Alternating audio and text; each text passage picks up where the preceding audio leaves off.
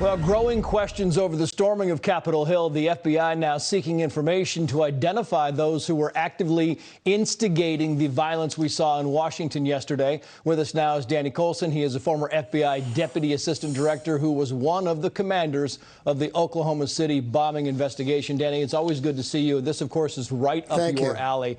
What are investigators looking for? What are the first steps in tracking down those who committed the violence on Capitol Hill? Well, first of all, intel. We know that this was instigator generated. It didn't just happen. There were people there that came to do it, and they generated it, and they caused this horrible mayhem. There's a lot of things they'll do. First of all, cameras.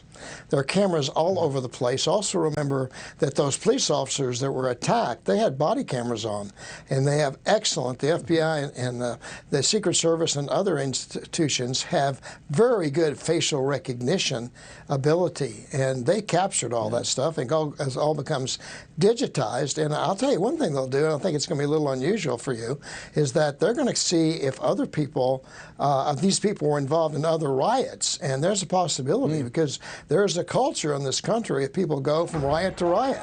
And that's a possibility. They'll have the cell phones of the people that got arrested. That's going to be a treasure trove of information. Yeah, those are very good points, Dan. You know, I know that we mentioned you were part of the Oklahoma City bombing, and after that, there were a multitude of changes. We're talking about vehicle barriers and so forth. Do you foresee changes like that after this around Capitol Hill? Oh, absolutely. I worked on the Hill for a number of years for the FBI, and that place is a sieve. There's way too many entrances. It's supposed to be the people's house. It's not supposed to be a fortress, but now we have a changing civilization, and they need to close down. Let's say one thing, though. I know the Capitol Police are taking a lot of hits. They protected those members. They didn't protect the building, but there are a lot of members up there who are very, very fragile, and had they confronted these rioters, think of the injuries that would have occurred. So they acted valiantly, not well prepared, but they acted with heroism, as far as I'm concerned. Yeah, I mean, that's a lot of criticism for the Capitol Police and others. But, you know, the Los Angeles Police Chief, Michael Moore, he said that, you know, it's really tough to hold back people who are, quoting, hell-bent on destruction. He goes on to say, quoting, they use violence against police. They attack the sacred Capitol and the Rotunda and then use tear gas or chemical agents and physical attacks. And what troubles me is the first thought was, well, why wasn't law enforcement better prepared? What are your thoughts on that? Well, I think they should have been.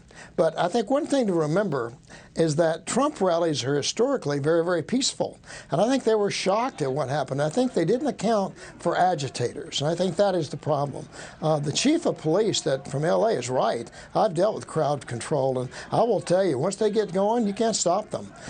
There's a very significant visual image of a lone Capitol policeman in a stairway trying to fight off the mob by himself.